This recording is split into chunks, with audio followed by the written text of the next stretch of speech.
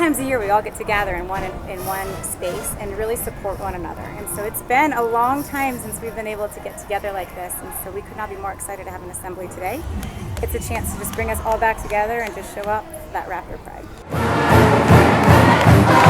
I really love seeing our community all come together, and this is actually our first full assembly that we've had as a school since COVID started.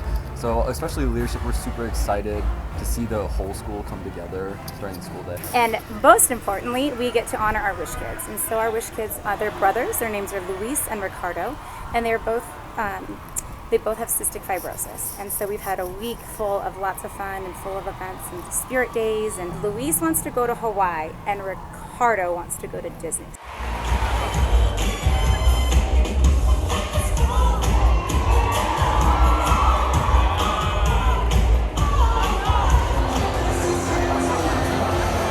So kids have just been so supportive this week. I think that's the thing that I'm going to take away from Wish Week is just how loving they've been, how supporting they've been, how much fun they've had.